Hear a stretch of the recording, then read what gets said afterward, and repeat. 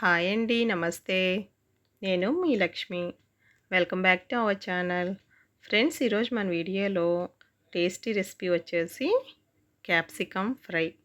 Capsicum అంటే చాలామందికి నచ్చదు కదండీ! ఇప్పుడు నేను చూపించే క్యాప్సికమ్ ఫ్రై ఒకసారి మీరు ట్రై చేసి చూడండి. మీకు తప్పకుండా నచ్చుతుంది. ఎంత బావుంటుందో తెలుసా క్యాప్సికమ్ ఫ్రై? జ్యూసీగా ఉంటుంది. తినడానికి చాలా బావుంటుందండి టేస్టీగా. క్యాప్సికమ్ ఎప్పుడూ తినని వాళ్ళు కూడా ఒక్కసారి నేను చెప్పిన విధంగా ట్రై చేసి చూడండి. మీకే నచ్చుతుంది. ఈ క్యాప్సికమ్ ఫ్రైని సైడ్ డిష్‌గానే కాకుండా రైస్‌లోకి, చపాతీలోకి, అలాగే దోసల్లోకి కూడా తినొచ్చండి. చాలా టేస్టీగా ఉంటుంది. ఇక ఆలస్యం చేయకుండా క్యాప్సికమ్ ఫ్రైని స్టార్ట్ చేసేద్దామా అండి? వీటికి నేను క్యాప్సికమ్ తీసుకున్నాను. ఇప్పుడు మీకు చూపిస్తున్న ఈ క్యాప్సికమ్ 500 గ్రామ్స్ వరకు ఉంటుందండి. వీడియోలో మీకు చూస్తున్నారు కదా! వీటిని మనం శుభ్రంగా కడుక్కొని ముక్కలుగా కట్ చేసుకోవాలి. ముక్కలు నేను మీడియం సైజులో కట్ చేసుకున్నానండి. మీకు క్యాప్సికమ్ ఫ్లేవర్ ఎక్కువ నచ్చదు అనుకున్న వాళ్ళు కొంచెం చిన్న ముక్కలుగా కట్ చేసుకోవచ్చు. మాకైతే మా పిల్లలకి ఇదే నచ్చుతుంది కాబట్టి ఈ సైజులో కట్ చేశానండి. ఇప్పుడు స్టవ్ వెలిగించుకొని ప్యాన్ పెట్టుకోవాలి. దీనిలో ఒక టీ స్పూన్ ఆయిల్ వేసుకోవాలండి. ఆయిల్ కొంచెం వేడెక్కిన తర్వాత ఒక చిన్న కప్పుడు వేరుశనగ గుండ్లు వేసుకోవాలి. వీటిని మీడియం ఫ్లేమ్లో పెట్టుకొని చక్కగా వేయించుకోవాలండి. మీరు మీడియం ఫ్లేమ్లో పెట్టుకున్నప్పుడు అది తిప్పుతూనే ఉండాలి.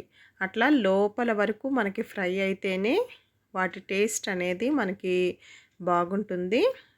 మనకి వేరుశనగ గుండ్లు సగం పైనే వేగిన తర్వాత ఎండుమిర్చిని కూడా తుంచి వేసుకోవాలండి. మీరు తినే కారాన్ని బట్టి ఎండుమిర్చిని మీరు పెంచుకోవచ్చు. నేను ఒక 10 వరకు వేశాను.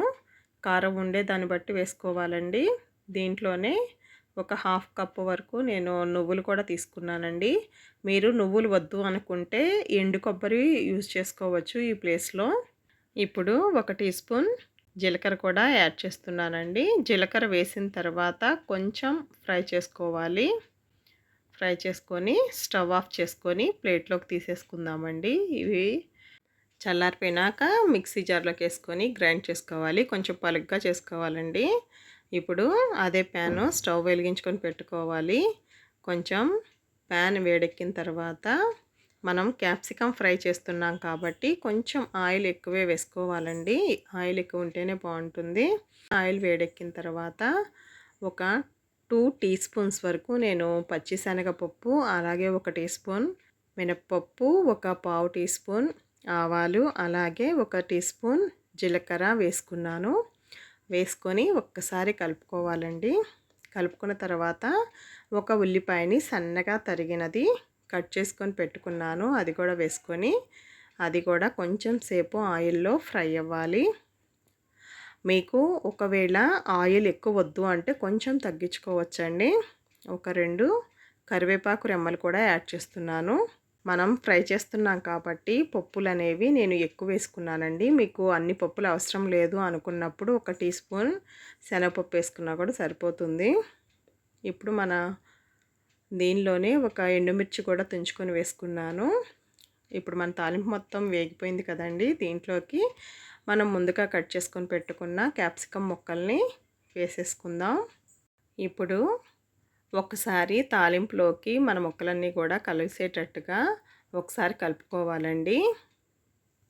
కలుపుకున్న తర్వాత దీంట్లోకి పావు టీ స్పూన్ పసుపు యాడ్ చేసుకోవాలి. అలాగే రుచికి సరిపడినంత సాల్ట్ కూడా యాడ్ చేసుకోవాలి సుమారుగా చూసుకొని. ఇప్పుడు పసుపు, సాల్ట్ అన్నీ కూడా ముక్కలకు కలిసేలాగా ఒకసారి మొత్తం కలుపుకోవాలి. కలుపుకున్న తర్వాత ఫ్లేమ్ని మీడియం ఫ్లేమ్లోకి అడ్జస్ట్ చేసుకొని మూత పెట్టుకొని ఉడకనివ్వాలి. మధ్య మధ్యలో మూత తీసుకుంటూ ముక్కలన్నిటినీ కూడా మళ్ళా కలుపుకొని మూత పెట్టుకొని కొంచెం సేపు క్యాప్సికమ్ ఉడికే వరకు ఉడకనివ్వాలి. మీరు మీడియం ఫ్లేమ్లో పెట్టుకున్నప్పుడు మూత తీసి చూసుకుంటూ కలుపుకొని మూత పెట్టుకోవాలండి. మనకి క్యాప్సికంలో ఆల్రెడీ వాటర్ వస్తాయి. వచ్చినా కూడా మీరు కొంచెం దగ్గరుండి మీడియం ఫ్లేమ్‌లో పెట్టాం కాబట్టి తిప్పుకుంటూ ఉండాలి. చూసారు కదా! మనకి ముక్కలన్నీ కూడా ఉడికిపోయాయండి. ముక్కలు ఈ స్టేజ్‌కొచ్చిన తర్వాత మీరు ముక్కలు ఇంకా మూత పెట్టవలసిన అవసరం లేదు. వీటిని కొంచెం మీడియం టు హై ఫ్లేమ్ మధ్యలోకి పెట్టుకొని దగ్గరలోనే ఉండి కొంచెం వేగనివ్వాలి ఆయిల్‌లో. అట్లా చేయడం వల్ల మనకి ముక్క అనేది ఫ్రై అవుతుందనమాట. ఇప్పుడు క్యాప్సికమ్ అనేది ఉడికిపోయింది కదా! నేను చెప్పినట్టు కొంచెం అలా పెట్టుకొని మీరు తిప్పుతూ ఉంటే గనక ముక్క అనేది కూడా మనకి ఫ్రై అవుతుంది. ఆ క్యాప్సికమ్ పైనున్న స్కిన్ మనకి తెలుస్తుందనమాట ఫ్రై అయినట్టు. అట్లా అయ్యే వరకు కూడా మనం ఫ్రై చేసుకోవాలి. మీకు చూపిద్దామని ట్రై చేస్తుంటే ఆ ముక్క రావట్లేదు. అందుకే చూపించట్లేదండి. మీకు తెలుస్తుంది. ఆయిల్‌లో ఫ్రై చేసినప్పుడు ముక్క అనేది పైన క్యాప్సికమ్ స్కిన్ కొంచెం దగ్గరకొచ్చినట్లుగా ఫ్రై అయినట్లు తెలుస్తుందనమాట. అట్లా వచ్చిన టైంలో ఒక హాఫ్ టీ స్పూన్ వరకు ధనియాల పొడి యాడ్ చేస్తున్నాను. అలాగే కారప్పొడి ఒక పావు టీ స్పూనే యాడ్ చేస్తున్నానండి. మీరు కూరకి సరిపడినంత ఫ్రైకి మిరపకాయలు మనం ముందుగా వేసుకుంటే గనక ఇప్పుడు వేయక్కర్లేదండి. దాంట్లో సరిపోదు కారం అనుకుంటే మాత్రమే ఇప్పుడు కారం అనేది యాడ్ చేసుకోవాలి. మనం ముందుగా మిరపకాయలు వేపుకొని కారం రెడీ చేసుకున్నాం కదా! ఆ కారంలో మీరేసిన మిరపకాయలు కూరకి సరిపోతుంది కారం అనుకుంటే కనుక ఇప్పుడు వేయొద్దండి. సరిపోదు అనుకుంటే మాత్రమే వేయాలి. ఇప్పుడు మనం ముందుగా రెడీ చేసుకున్న కారం మొత్తం కూడా వేసుకోవాలి. వేసుకొని మొత్తం ముక్కలకి కలుపుకోవాలి. నేను మొత్తం కారం వేయలేదండి. ఇప్పుడు వేస్తున్నాను మొత్తం కారం మొత్తము కూడా.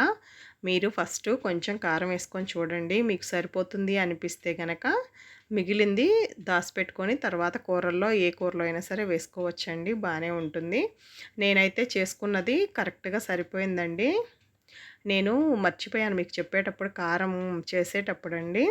మీకు కావాలంటే గనక ఈ కారం చేసేటప్పుడు దానిలో కొంచెం సాల్టు వెల్లుల్లిపాయలు వేసుకోవాలి.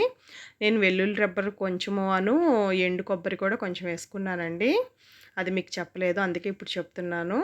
అవి కూడా వేసుకొని కలిపేసుకున్న తర్వాత ఇప్పుడు కొత్తిమీర కట్ చేసుకొని సన్నని కొత్తిమీరతో గార్నిష్ చేసుకుంటే ఎంతో టేస్టీగా ఉండే క్యాప్సికమ్ ఫ్రై రెడీ అయిపోయిందండి. ఇప్పుడు ఒక్కసారి కొత్తిమీర వేసిన తర్వాత ఒక్కసారి కలిపేసేసుకొని మనం డిష్‌లోకి తీసేసుకుంటే ఎంతో టేస్టీగా ఉండే మన క్యాప్సికమ్ ఫ్రై రెడీ అయిపోయిందండి. అన్నంలో డైరెక్ట్‌గా నెయ్యి వేసుకొని కొంచెం ఇది కలుపుకొని తిన్నా కూడా టేస్ట్ చాలా బావుంటుందండి. అలాగే చపాతీ కానీ, పూరీ కానీ, దోసలోకి కానీ వేటిలోకైనా సరే సూపర్‌గా ఉంటుంది. మీరు కూడా తప్పకుండా ట్రై చేస్తారు కదూ! ట్రై చేసి మీకు ఎలా కుదిరిందో నాకు కామెంట్ చేయడం మాత్రం మర్చిపోమాకండి. మీకు ఈ వీడియో నచ్చితే కనుక తప్పకుండా ఒక లైక్ చేయండి. అలాగే మీ ఫ్రెండ్స్‌కి షేర్ చేయండి. Thank you. Thanks for watching.